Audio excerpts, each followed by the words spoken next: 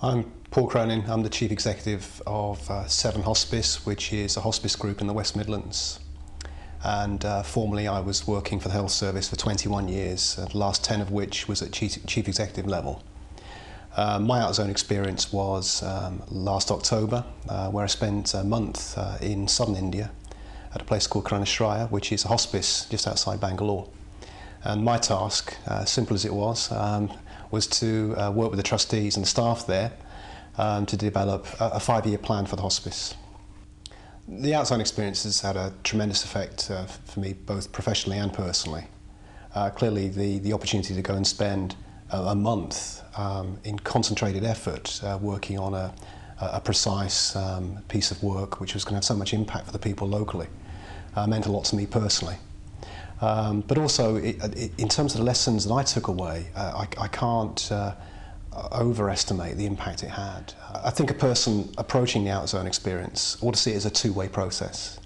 It's not only what skills they can bring to a situation, for which the local people will be very, very grateful, but it's also about what they take and learn from the local people, which they can then take back to their working environment, which will make them better at their job and make their organisations more effective.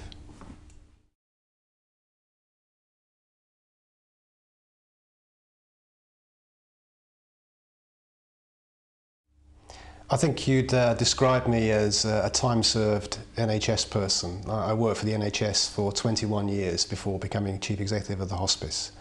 And in the last 10 years of working for the NHS, I was a Chief Executive of 2 hospitals and indeed a health authority. So I've got a long career having worked in the NHS and care services. And 2 years ago made a decision to move into the independent sector. I think that my motivation in getting involved in the out-of-zone experience was a personal one. It was based upon the fact that for some years, although I'd attended personal development opportunities of one kind or another, none of them I can really say had sufficient impact on me to think, well, that's something which I can take and implement within my own organisation to good effect. I was looking for something which would, if you like, inspire, enthuse, and also provide me with new tools and new ways of looking at the job that I was doing. And the out-of-zone experience exactly fitted that bill.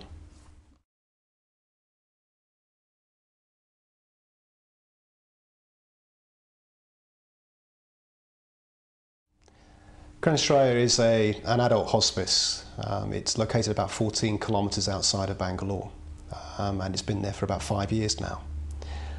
It deals with people, particularly poor people, who are either brought or bring themselves to the hospice with some form of incurable condition, and predominantly those who have been diagnosed with advanced cancer.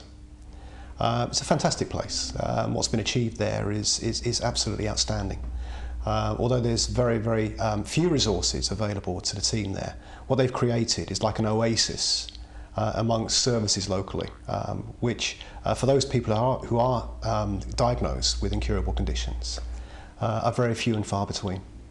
And for many, they provide the only services that are available for someone who's approaching the end of their life. They received their first patient in about 1999.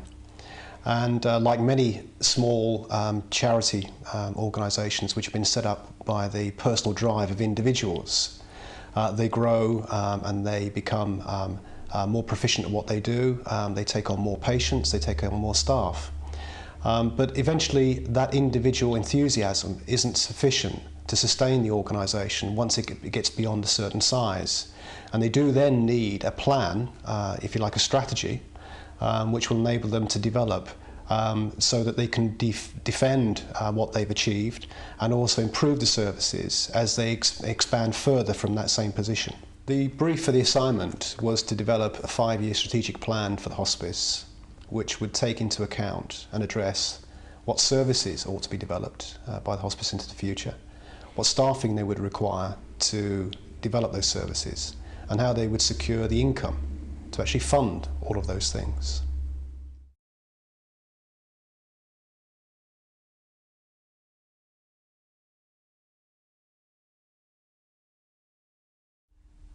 I think the outzone experience is a fantastically profound experience on a personal level.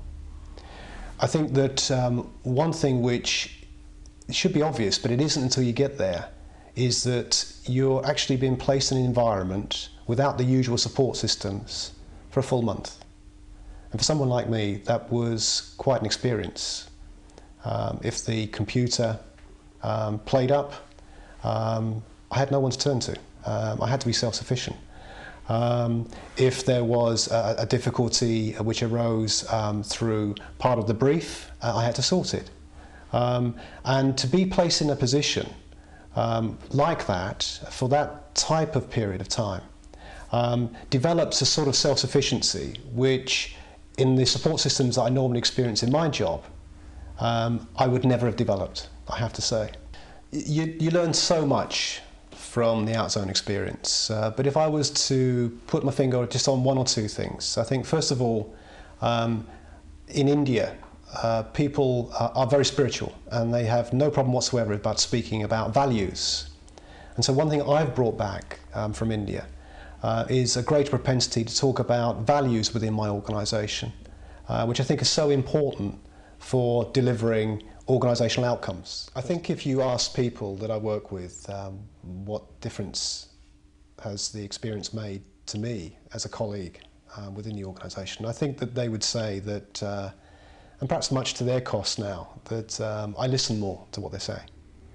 And I take time to explore issues with people within the organisation in a more systematic way than perhaps I did before.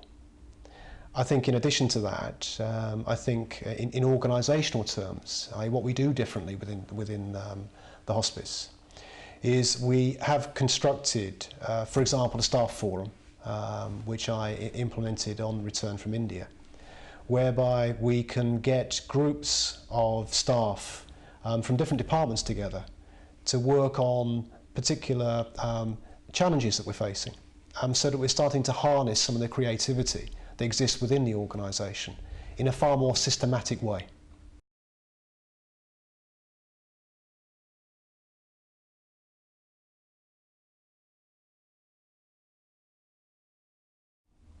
I think that anyone facing an assignment as an outzone experience needs to understand it's not a course, it's not a conference. It's a real job with real consequences for real people.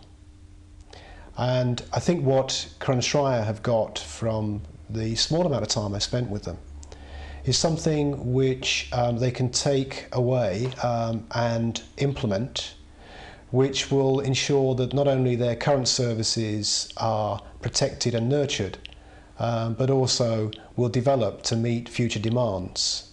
Obviously, subject to the usual impediments and obstacles that might get in the way, but with a fair wind, they're going to be developing into the future and providing more services to people with incurable conditions in the Bangalore area.